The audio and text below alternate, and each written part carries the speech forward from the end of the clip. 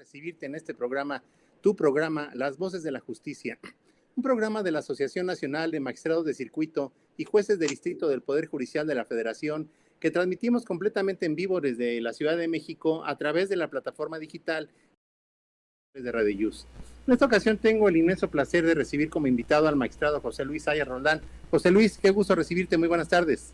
Gracias, Fernando, me da mucho gusto verte, aunque sea a la distancia. Muchas gracias.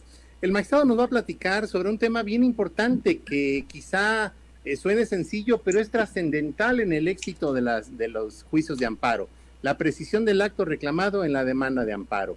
Pero antes, vamos a escuchar una breve síntesis curricular de nuestro invitado. Él es licenciado en Derecho por la Universidad Autónoma de Puebla, maestro y doctor en Derecho Procesal Penal por el Centro de Estudios de Posgrado AC, especialista en Derechos Humanos y Democracia por Flaxo. Dentro de su actividad docente, ha impartido cátedra en la Benemérita Universidad Autónoma de Puebla, entre otras universidades.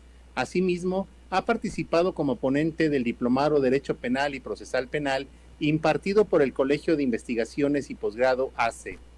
Entre sus diversas actividades académicas y profesionales, ha participado en diversas actividades organizadas por diversas instituciones y universidades, dentro de las que destacan el hecho de haber sido ponente en la conferencia denominada Juicios Orales, organizado por el Sistema Educativo Azteca Tapachula.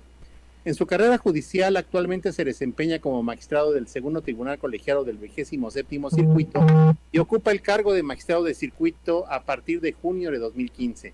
Pues bien, mira, un tema bien interesante que a los que nos apasiona el juicio de amparo, evidentemente esto es de las cuestiones básicas que tenemos que conocer. Pero platícanos, José Luis, por favor, esto de la precisión del acto reclamado, ¿es un requisito esencial en la demanda, señalar cuál es el acto reclamado o no lo es? ¿Para qué nos sirve? Gracias, Fernando. De entrada, reiterar el agradecimiento por la invitación a tu programa. Lo he seguido varias veces y siempre me hace de gran interés todos los temas que se tocan. Y ahorita que comentaste, es un tema pues, aparentemente sencillo, pero es muy importante, porque considero, la base del resultado del juicio de amparo.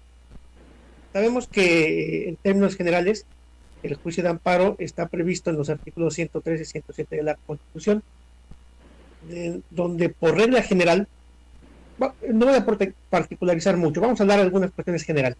Por regla general procede contra actos o omisiones de las autoridades que vulneran derechos humanos, así grosso modo. Entonces, la propia ley de amparo en su artículo 108, fracción cuarta, nos hace referencia de que debe formularse por escrito. Por regla general, el juicio de amparo se promueve por escrito. Y entre los requisitos que debe contener ese escrito, que es la demanda de amparo, se encuentra la precisión del acto reclamado. Esta precisión del acto reclamado se refiere a lo que la parte quejosa va a querer controvertir en el juicio de amparo y se lo va a atribuir a una autoridad o a varias en específico. Ahora, como lo comenté, por regla general el juicio de amparo es por escrito. También puede manejarse por comparecencia según las circunstancias del acto que se esté reclamando. Se puede reclamar en materia de amparo asuntos en materia civil, penal, laboral, administrativo, y de ahí ramificarse de las diversas subramas que tienen estas materias.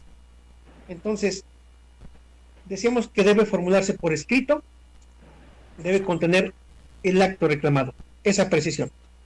Ahora, ¿qué pasa, por ejemplo, cuando se promueve? Puede ser por comparecencia o a su vez por escrito. En estos casos es cuando se reclama normalmente alguno de los actos previstos en el artículo 15 de la Ley de Amparo o 22 de la Constitución. Por mencionar algunos: ataques a la libertad personal fuera de procedimiento, deportación, destierro, incorporación forzosa al ejército mexicano, azotes, palos, tormentos de cualquier especie y los demás que manejan estos artículos. Ahí la ley de amparo nos previene que, reitero, se puede formular por escrito, por comparecencia.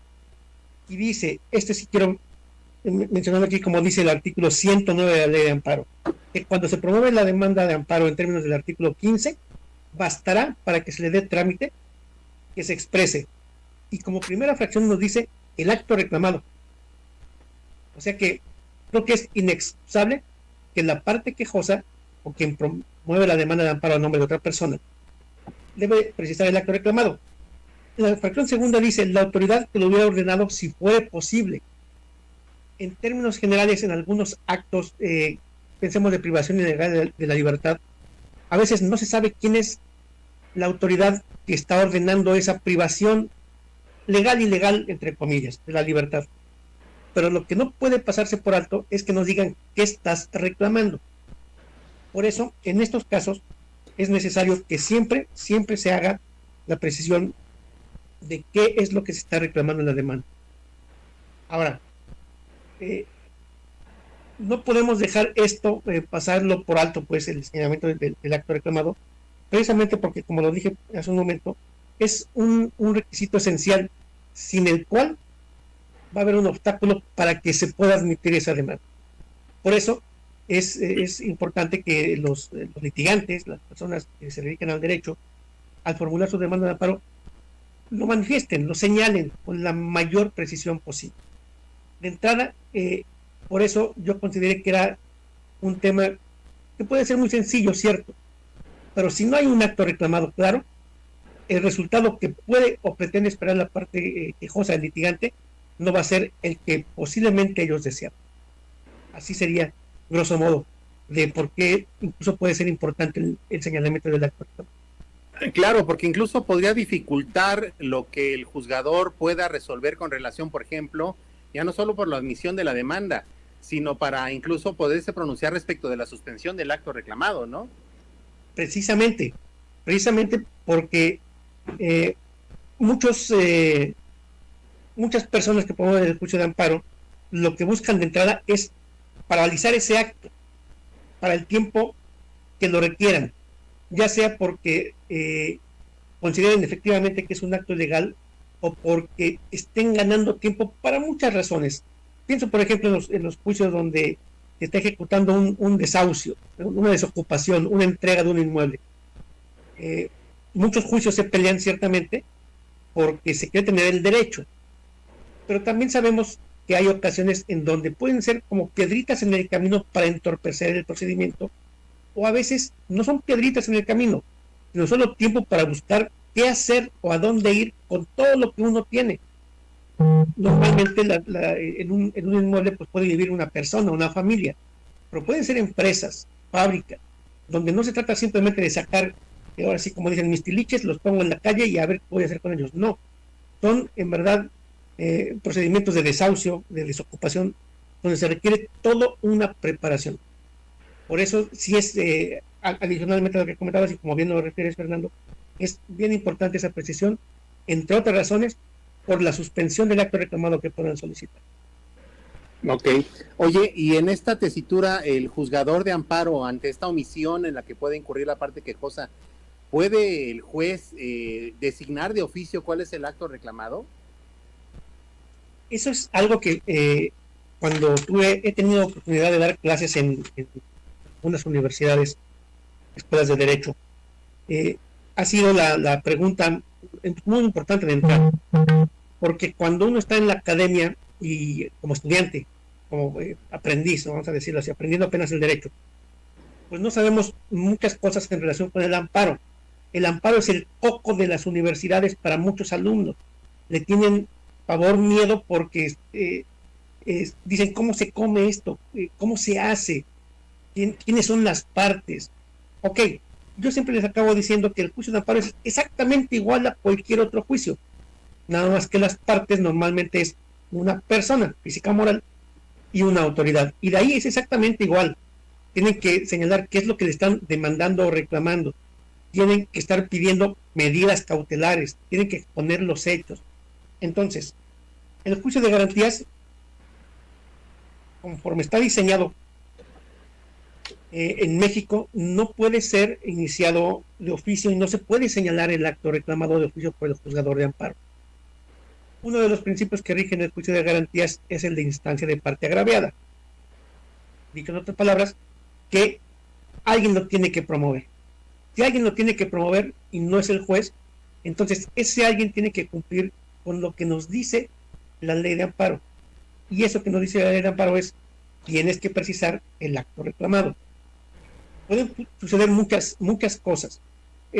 Por ejemplo, en las demandas de amparo, cuando se reclamaba lo que comúnmente se conoce todavía como la incomunicación, donde podía llegar por telegrama, por correo nunca me llegó una, por telegrama siempre, por correo, por comparecencia, y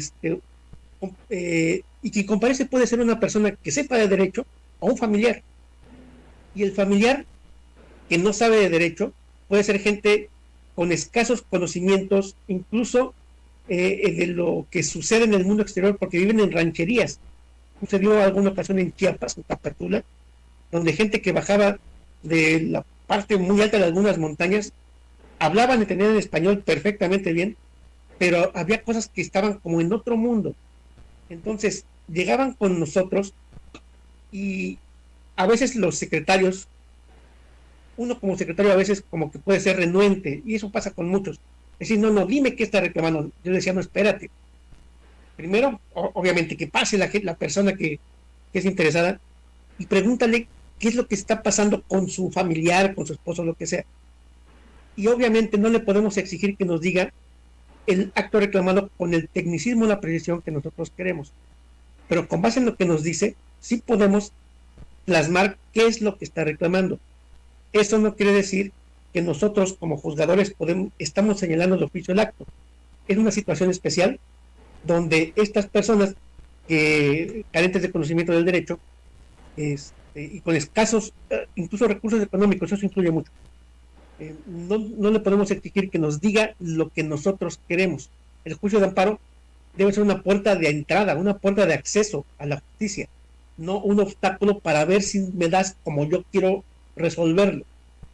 Por eso, en términos generales, como decía, si el juicio de amparo, uno de los principios que lo rigen es la instancia de parte agraviada, por lo mismo hay que cumplir con lo que dice la ley de amparo, y la ley nos exige que se señale el acto reclamado, porque no podemos ni siquiera precisarlo con una pretendida suplencia.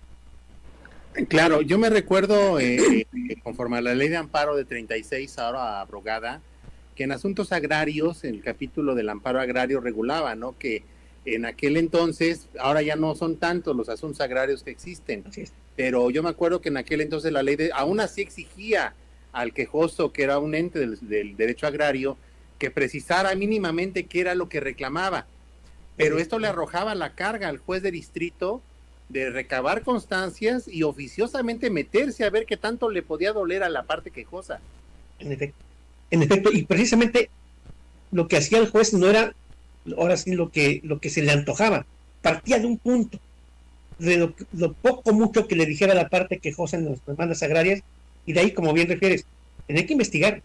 Ahora sí, yo veo que esto es lo que te duele, y por ahí nos vamos. Pero partía de un punto, no podemos así de la nada. Por lo mismo que decía el amparo, pues no puede iniciarse de manera oficiosa. Claro. Oye, qué interesante. Para nuestra audiencia, para ti, para mí, puede ser temas de valores entendidos, pero verdaderamente son bien apasionantes. Oye, para nuestra audiencia, ¿hay alguna diferencia en el señalamiento del acto reclamado atendiendo a la vía en que se promueve, ya sea amparo directo o amparo indirecto? ¿Hay alguna diferencia para este presupuesto, para este requisito formal? Mira, técnicamente podríamos decir que no. Así como dices, nosotros pues entendemos el derecho, ya tenemos el conocimiento y como que se nos facilita esto, pero en términos reales, y lo vemos nosotros en los expedientes que resolvemos, puede representar una problemática. Sabemos bien que hay dos vías de tramitar el juicio de amparo, el amparo directo y el indirecto. Cuando yo he tenido la oportunidad de dar clases, y me preguntan los alumnos, bueno, ¿y cuál es la diferencia del directo y el indirecto? Unos dicen, el directo es porque vas directo con el juez y lo pides, que no tiene nada que ver eso. Les digo, manejándolo por exclusión, y siempre va a haber excepciones, ¿verdad? Que el amparo directo, lo está bien definido, procede siempre contra sentencias, laudos y resoluciones que pongan fin al juicio. El indirecto, por exclusión, como regla general, procede contra todo lo que no es esto. O sea, contra todo lo que no sea sentencia definitiva, laudo ni resolución que ponga fin al juicio, puede proceder el amparo indirecto, para poder más o menos diferenciar. Y ahí les voy diciendo, quienes emiten sentencias definitivas, laudos o resoluciones que ponen fin a juicio. Pues normalmente los órganos terminales, pensemos en juicios de primera instancia, segunda instancia, como no existe tercera instancia, si existiera pues sería otra cosa.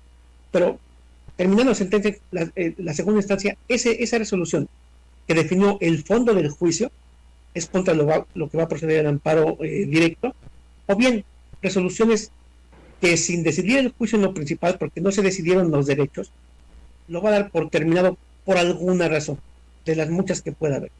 De ahí, todas las demás son materia de amparo indirecto. Y en esto es importante, porque al no haber una correcta diferenciación por falta de conocimiento, si lo queremos ver así, de qué se puede reclamar en uno u otro caso, es cuando empiezan los problemas para el litigante. Nosotros lo tenemos que hacer.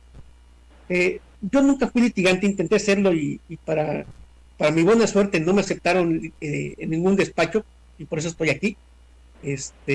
Si no, seguramente sería litigante. Y veía esa problemática de que para muchos litigantes no conocen el amparo, pueden ser buenos en los procedimientos ordinarios que llevan, pero ya cuando llegan a la materia de amparo, ante esa falta de conocimiento, hacen lo que creen que es, y puede ser que su asunto sea para ganar, pero ante una mala defensa en el amparo, se les cae. A veces la labor del litigante es claro el conocimiento, pero también la habilidad de encontrar el error del otro. Y si se agarran de ahí, lo pueden bajar y ganar el asunto por deficiencia del otro. A lo mejor no precisamente por la virtud de conocimiento.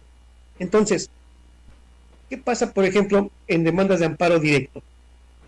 A veces reclaman la sentencia X, laudo X, pero meten otros actos, empiezan a explicar y empiezan a calificar el ilegal laudo porque la Junta no llevó a cabo tales actuaciones y tampoco me emplazó. Cuando sucede eso, ¿qué pasa con el colegiado? Dice, oye, pues el laudo sí es de mi competencia, pero estás reclamando una falta de emplazamiento y de eso no puedo conocer yo. Entonces es cuando primero tiene que decidirse por el órgano competente, que es el juzgado del distrito, acerca de el amparo contra la falta de emplazamiento, y luego de que resuelva según las circunstancias del caso, podrá llegar con nosotros. Y eso es común, que por el error en querer decir más allá de lo que es una precisión a veces muy sencilla del acto reclamado, se puede perder el tiempo para ellos, pueden poner muchos recursos, medios de defensa legales. ¿Por qué? Porque ellos quieren, por ejemplo, que esté necesariamente en el auto admisorio de la demanda de amparo directo, que también vamos a analizar el emplazamiento. Entonces, como nosotros no lo vamos a conocer, lo vamos a mandar a juzgado de distrito, empiezan los recursos, ponen la reclamación o el que ellos creen que es procedente de forma equivocada, y el asunto se va y se les pierde ahora sí que la oportunidad de defenderse en amparo. ¿Por qué? Porque a lo mejor de momento el acto se ejecuta. Ahí se quedó. Pasa similar en materia de amparo indirecto. Una deficiente precisión del acto reclamado o una mala precisión nos lleva a que hagamos un requerimiento. Si no nos ponen una demanda de amparo en materia de amparo indirecto, si no nos pone cuál es el acto reclamado, lo vamos a prevenir. Lo va a decir, si lo dice con claridad, pues le damos trámite. Pero si lo que hizo al precisar el acto reclamado es confuso, no sabemos exactamente qué quiere, porque se pasa dando calificativos de los actos y mete muchas otras cosas accesorias, incluso ya está haciendo valer conceptos de violación y puede ser un señalamiento de acto reclamado de 10 hojas, porque sucede. Cuando es eso, podemos ir requerimiento y requerimiento hasta que lo desahogue correctamente. Pero a veces sucede que el abogado se confía, no lo desahoga y hasta ahí se quedó su asunto. Por eso es bien importante que se señale el acto reclamado. Tantito en amparo directo, por ejemplo. En amparo directo, bien puede hacerse valer las violaciones que se cometieron en el procedimiento, no como acto reclamado, sino como parte de sus argumentos de violación. También puede controvertirse la norma aplicada, no como acto reclamado, sino como conceptos de violación. Y cuando cometen el error de querer impugnar la ley algunos litigantes, también incluyen como responsables a todas las que tienen que ver con el procedimiento de creación de esa norma. y le decimos, oye, no, espérate, esto no, y vamos a lo mismo, impugnaciones que solamente retrasan el asunto, y finalmente esto provoca perjuicio solo a ellos. Sí, sí, es una cuestión como de lenguaje, ¿no? Aunque evidentemente para el acceso a la justicia no es tan importante, pero para efectos ya de aterrizarlo a la realidad, realmente una cosa son los actos reclamados de manera destacada y otra las las presuntas violaciones procesales o normas generales que se van a combatir a través de los conceptos de violación, ¿no? En amparo directo. Perfecto. Así es, por eso la falta de conocimiento de la técnica, esto es técnica realmente, pero es una técnica que a veces no se entiende a la primera, por eso decía en la escuela, en la academia, cuando uno empieza a explicar esto, los alumnos se quedan en verdad pasmados porque no le entienden. Lo peor del caso es que le decimos, ¿alguna duda? Y el silencio es absoluto. Lo malo es que en el examen ahí se nota. Entonces, claro, es cuestión de, a veces, según las circunstancias, explicar uno como docente con el mayor detalle posible y hasta con ejemplos muy claros. Y así es como el alumnado lo entiende. Y la inversión nuestra en tiempo de enseñanza es buena porque esos alumnos, ya cuando lleguen realmente a su vida profesional como litigantes, nos van a facilitar tanto nuestro trabajo y van a ver ellos los resultados que ellos esperan. Claro. Oye, ya habías precisado algo, pero para corroborarlo. Entonces, por todo lo que nos has estado platicando, para el litigante, para el justiciable, es trascendente no solo señalar el acto reclamado, sino además hacerlo de manera precisa, ¿no? Porque de ahí va a depender la vía, la procedencia, entre otras cuestiones, ¿no? Definitivamente. En amparo directo puede ser más sencillo hacer la precisión del acto reclamado. Como decía, si procede contra sentencias definitivas, y la sentencia definitiva es la que dicta la sala, pues basta con que digan, oye, reclamo la sentencia de fe tal dictada por tal autoridad en tal expediente. Suficiente. No hace falta que digan absolutamente nada más. En amparo indirecto, sí es necesario que a lo mejor nos digan con un poco de más detalle lo que están impugnando. Alguna ocasión, siendo yo titular, pues en Tapachula, había un litigante que sus demandas de amparo las llenaba de ligas de internet y nos precisaba actos reclamados tan confusos y tan extraños que en verdad ya conocía al litigante y le decía, no, hazle la prevención que nos diga. Y cuando desahogaba decía lo mismo con otras palabras, quedaba igual. Estábamos dentro de los casos, oye, falta, no te entiendo esto y esto. Y yo llegué al punto, a lo mejor no es lo más correcto, pero yo sí llegué al punto de decir, oye, no te entiendo, de acuerdo, no te entiendo lo que me estás diciendo. Precisamente si lo que estás queriendo reclamar, y le decías esto, lo que yo le desprendía de su demanda, y te percibo que si no me dices, la voy a admitir por esos actos. Porque me decía el secretario, no, pues hay que decirle que si no lo cumple, pues la desechamos. Dije, no, es al revés, hay que darle chance de que obtenga, ¿no? Ya sobre la marcha, algunas ocasiones este litigante hacía una ampliación de demanda, como que nosotros le dábamos al clavo de lo que él quería, pero bien que mal nos daba una.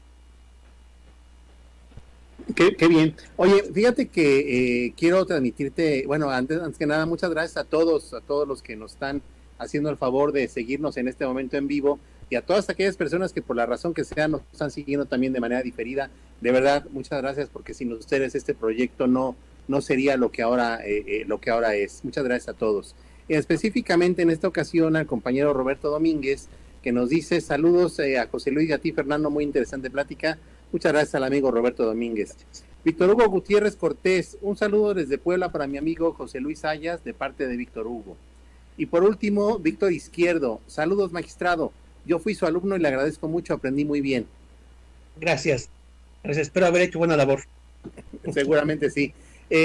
Oye, entonces, cuando se advierte nos estás diciendo, la ley de amparo establece tanto para la vía directa como para el amparo indirecto, como requisito esencial de la demanda, la precisión del acto reclamado.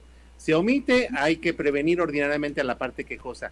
Pero esto entendemos, debe de haber un capítulo particular en la demanda específica donde precisemos el acto reclamado, o este acto reclamado puede advertirse, por ejemplo, de la lectura íntegra de la demanda. Sí, Si atendiéramos de forma textual a lo que nos dice la ley de amparo, que nos maneja varias fracciones, tendríamos que hacer un capítulo específico de lo que estamos reclamando, sí, pero el acceso a la justicia no es eso.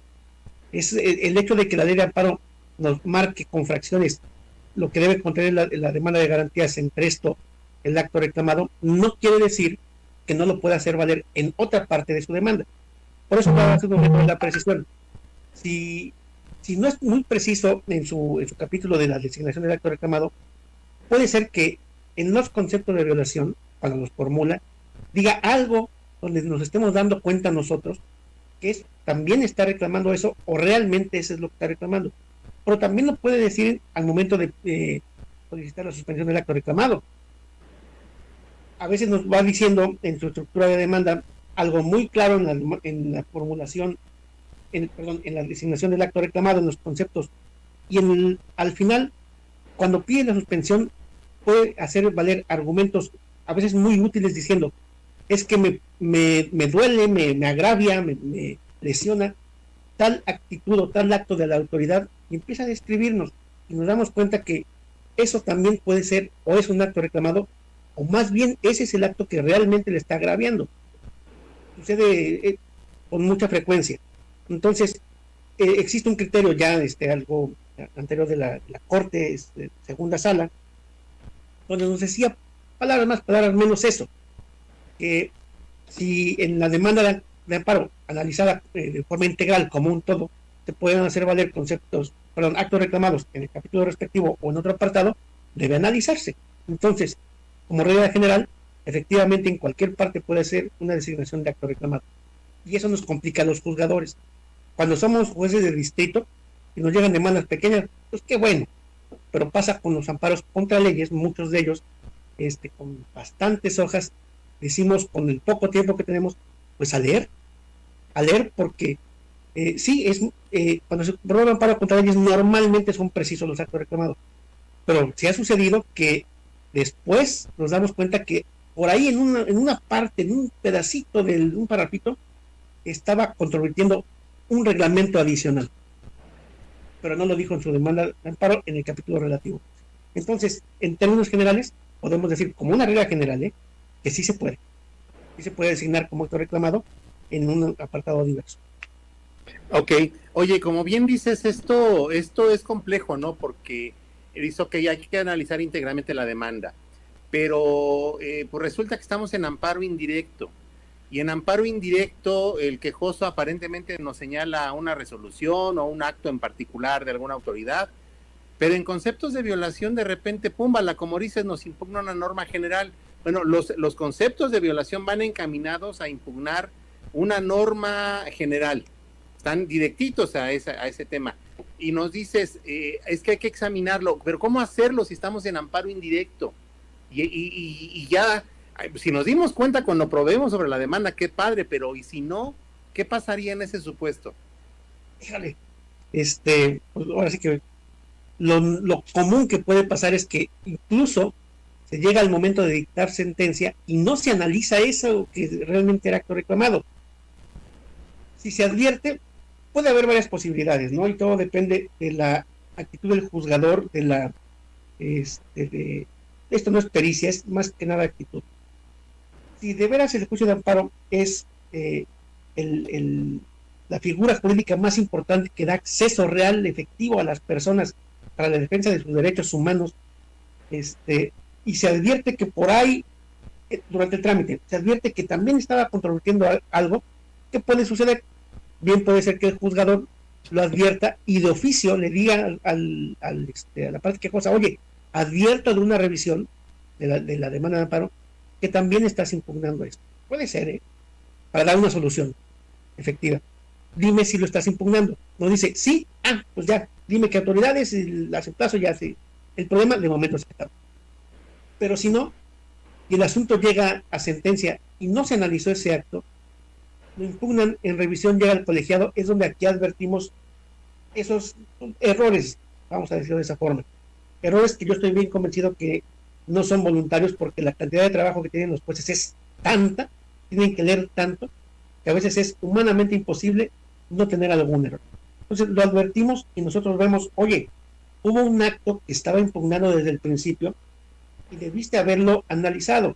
Ahora, si es un acto, si es un amparo contra leyes, perdón, si ese acto deriva más bien de un amparo contra leyes, o sea que está impugnando la norma y no se llamó a las autoridades que tiene que ver con la creación de la norma, obviamente viene una reposición de procedimiento.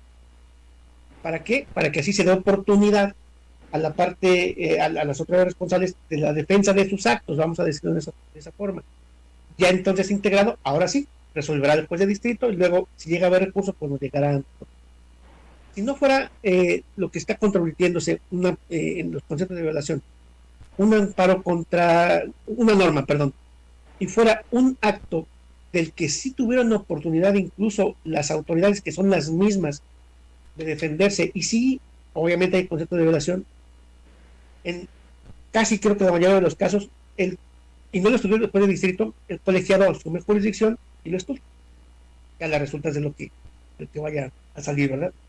Pero pues vaya, pueden pasar varias eventualidades. Por eso es importante que cuando se provee sobre la admisión de la demanda de amparo, bueno, más bien si se va a admitir, si se detecta, ahí subsanar todo, para que el proceso, el trámite del juicio se vaya lo más limpio posible, porque si no, de veras nos llegamos a complicar. Ahora, también puede darse la hipótesis de que derivado de los informes justificados se advierta un acto, otro acto, y esté dentro de los plazos que marque la ley de amparo para que la parte quejosa pueda impugnarlo, pueda ampliar su demanda de amparo por autoridades responsables, acto reclamado, concepto de violación.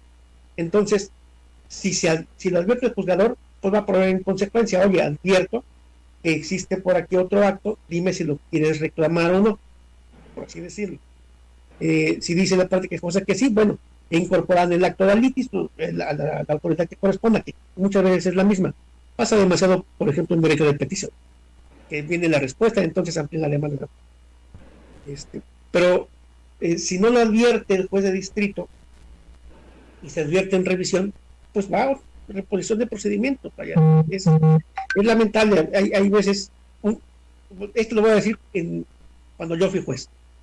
Cuando fui juez y me pasaba eso, decía, es que aún así no va a obtener nada. Y ya luego, pues razonando más, dices, no, pues, no se trata de prejuzgar si va o no a obtener algo. Se trata simplemente de que es su derecho de acceso a la justicia y hay que darle la oportunidad de defenderse. Así, es algo que se aprende con el tiempo, o sea, las tablas y la experiencia, ¿verdad? Entonces, vuelvo a insistir, no se trata de ponerle una traba, se trata de abrirle la puerta. Claro, claro. Oye, fíjate que tenemos más saludos, lo cual me da mucho gusto. Dice el compañero Víctor Núñez, felicidades, excelente tema y mejor ponente.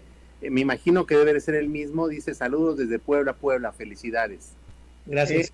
También tenemos al compañero Héctor Huerta, dice interesante tema, maestro. Omar Pérez Cruz, saludos desde Tapachula. José Mario López, excelente tema, magistrado José Luis, saludos. Cari Sánchez, saludos, magistrado. María Nayeli Vázquez Rivera, saludos, magistrado, excelente ponencia, con lo cual yo también estoy plenamente de acuerdo. Y recuerda a todo nuestro auditorio que pueden hacer preguntas directas a nuestros ponentes. De verdad, aprovechen este espacio que se ofrece con especialistas en la materia sobre la que estamos platicando. Tenemos otro de Batza Vaz, saludos desde Puebla. Ros del Mar, excelente disertación. Gracias. Muy bien. Oye, entonces, con base en todo esto que nos has platicado, ¿se puede afirmar entonces que el juzgador siempre debe proceder en esos términos? Sí, como regla general. Pero puede suceder, insisto, que haya por múltiples factores que advierta algunas circunstancias especiales de cada caso concreto. Y aquí voy a meterme nuevamente, como decía al principio, las materias. Y voy a hablar de algo un poco más específico. Pensemos, por ejemplo, en materia penal.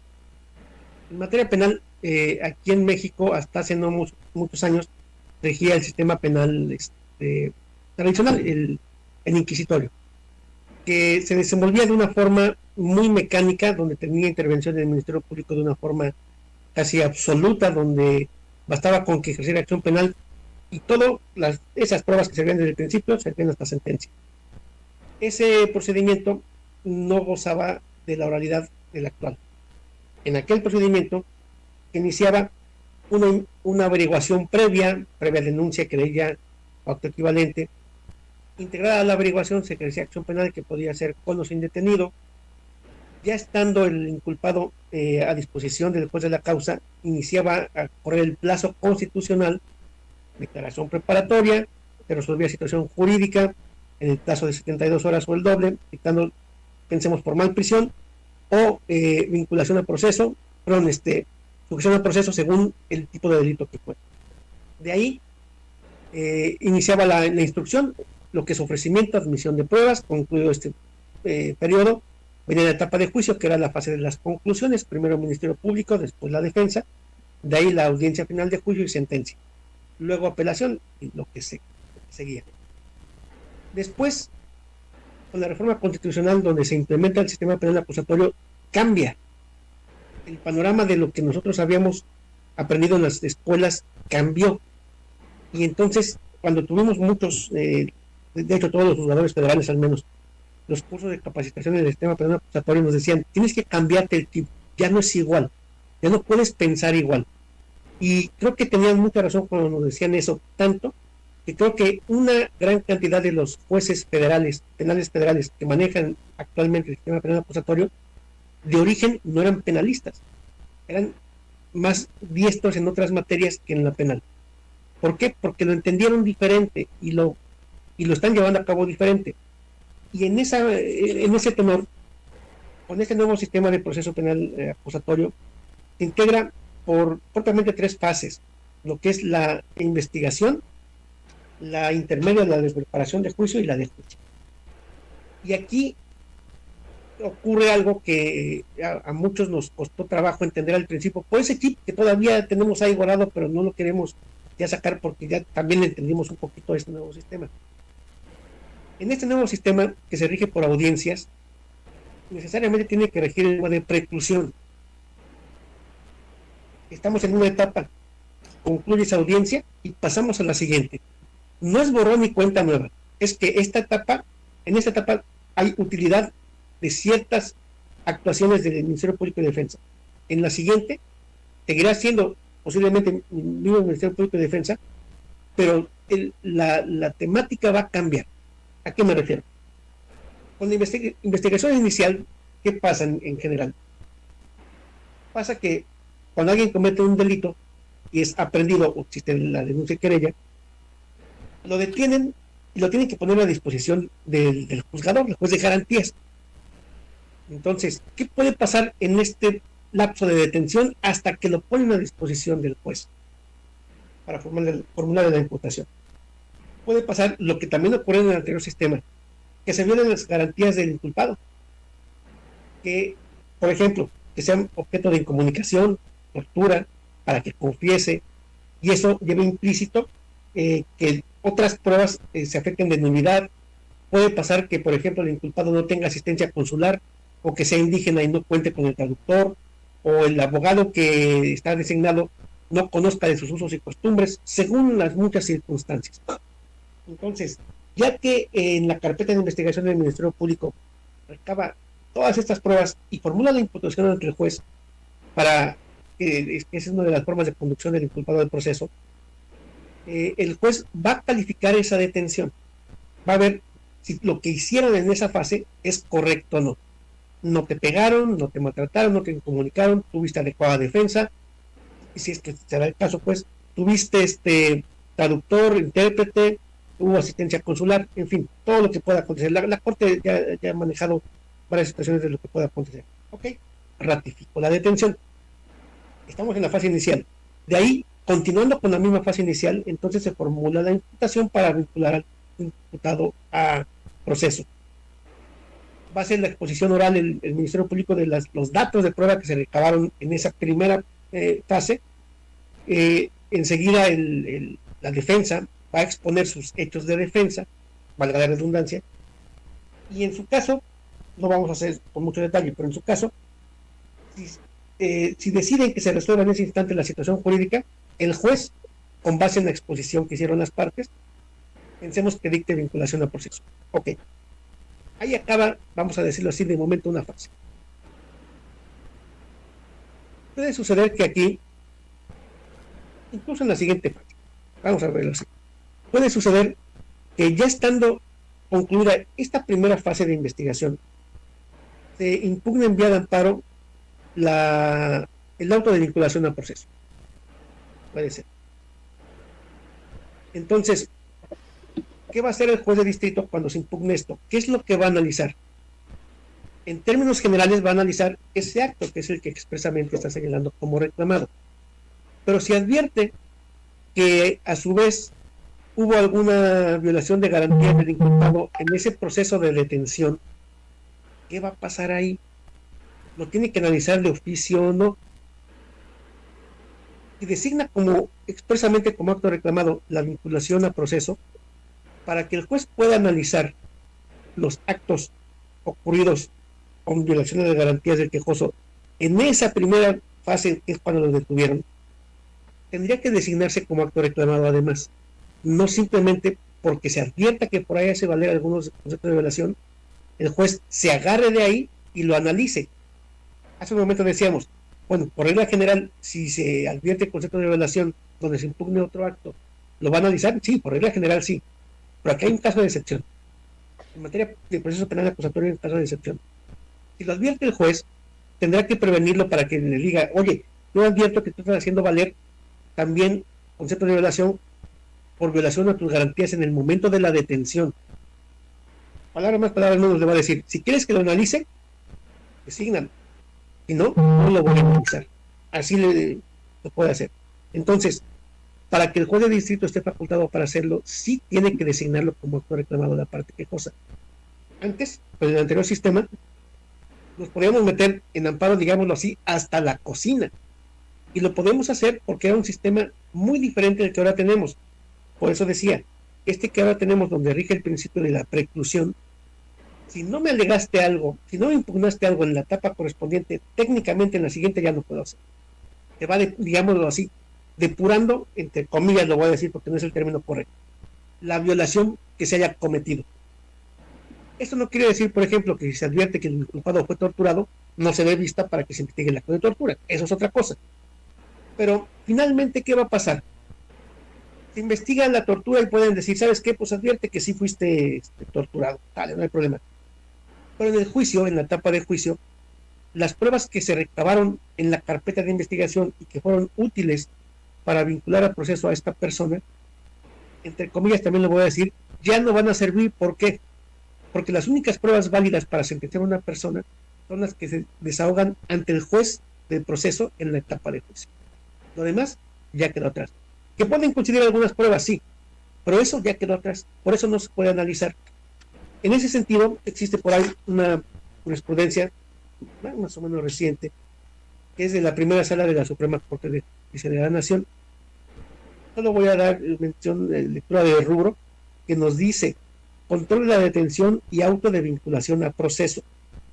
Al tratarse de actuaciones procesales distintas, deben señalarse como actos reclamados para que el juez de distrito esté en aptitud de analizarlo.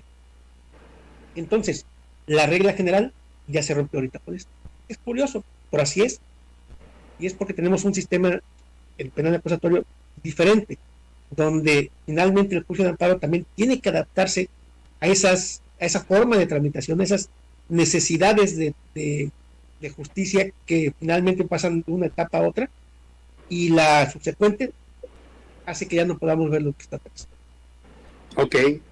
Oye, a otra pausa, tenemos más saludos. Dice la compañera María Laila Rodríguez Santiago: saludos a ambos, muchas gracias, excelente e importante tema. Osmar Mayerstein: un saludo al magistrado desde la Ciudad de México, un tema de gran interés. Tenemos más por acá. Dice Carlos Laudino Vázquez: excelente exposición, magistrado. La Rodríguez: saludos, excelente e importante tema. Ibar Quive Pantoja: muy interesante, saludos desde Oaxaca. Miguel García, excelente exposición, magistrado, saludos desde Puebla. Lobe Cruz, se me hace muy interesante lo que dice en relación al acto reclamado. Yo estoy en el estado de Oaxaca y muchas veces no se ve empatía con otros juzgadores. Y por último, hasta el momento, Ceres Beltrán González, excelente tema y de mucha utilidad. Gracias. Muy bien. Oye, con todo esto que nos estás comentando, entonces ahora surge esta inquietud. Cuando se señala en la demanda de amparo violación al artículo 22 de la Constitución y 15 de la Ley de Amparo, ¿es suficiente para tener como acto reclamado, para que se tenga precisión del acto reclamado, la simple mención de estos preceptos? Mira, yo considero que no. Esto sí puede ser cuestión de criterio, de mucho criterio. ¿Por qué?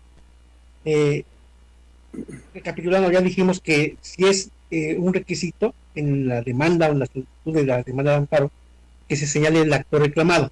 Ok. El acto como tal es el acto o omisión que está llevando a cabo la autoridad que viola las garantías, al menos es lo que considera. Entonces, estos artículos, ¿por qué son importantes? Lo decíamos al principio. Se maneja en términos generales lo que era el amparo de incomunicación. Prevén como actos prohibidos los azotes, palos, deportación, destierro, incorporación de fuerzas al ejército mexicano, todo este listado. Ok. La desaparición forzada, que eso es algo, digamos, que novedoso. Ok. Entonces, ha habido demandas de amparo en todo el país desde siempre, donde se señalan como actos reclamados muchos, y entre ellos pueden decir en una partecita en ese listado de actos reclamados, y señalo como acto reclamado violación del artículo 22 de la Constitución y 15 de la Ley de Amparo. Ok.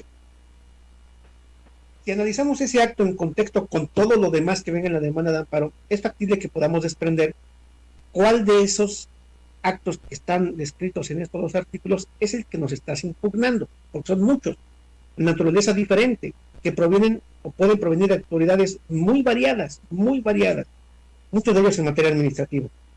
Entonces, en ese tenor sí podríamos desprender qué es lo que está impugnando, pero no solo por la mera mención de que se viola el 22 de la Constitución y el 15 de la Ley de Amparo, sino por el contexto. Ahora, vámonos a un caso hipotético, que también ha ocurrido, pero bueno, como hipotético. Si resulta ser que dentro de todos esos actos reclamados que enumeró la parte quejosa,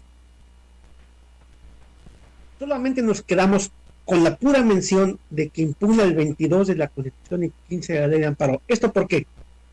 Supongamos que se tramitó la demanda de amparo por la vía electrónica.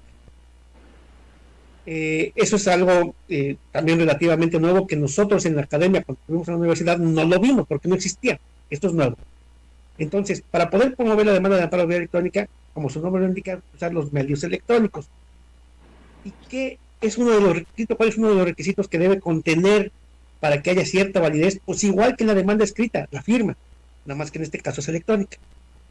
Si no hay firma electrónica, va para atrás, casi, excepto cuando se reclamen actos de los previstos por el 22 de la Constitución y 15 de la Ley de Amparo. Ok. Entonces yo haría la pregunta, ¿cuáles de todos estos actos estás impugnando? Yo le podría preguntar a ese quejoso. Me puede decir, si me dice todos, ok, ya me dijiste todos. Yo como juzgador de amparo tengo que pronunciarme respecto de todos. Al final de sentencia, pues ya me pronunciaré en relación con los informes justificados. Ok, pero si me estás señalando todos los actos reclamados, por ejemplo, se me ocurre la incorporación forzosa al ejército armado o fuerza aérea nacionales. Ok, ¿a quién se lo estás impugnando? Si las autoridades que me dijiste ninguna tiene que ver con esto, entonces hay una incorrecta precisión de acto reclamado porque no me dijiste correctamente cuál es el acto que estás impugnando. Lo mismo, si es la extradición, son autoridades específicas las que se encargan por ley de ver la extradición, otras no. Entonces, a mi consideración, yo pienso que no es suficiente que señale como acto reclamado textualmente violación al artículo 22 constitucional y 15 de la Ley de Amparo. Si así fuera, estimo que debe hacerse la prevención para que nos digan, no, dime cuál de todos. Y ya con base en eso el resultado será otro.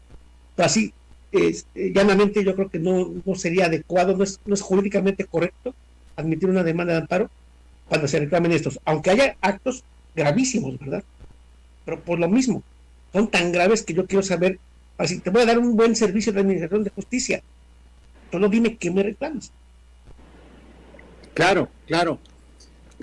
Qué interesante todo esto que nos comentan. Tengo otros saludos. Dice Alina Pantoja, excelente tema, gracias por darse el tiempo de estas ponencias.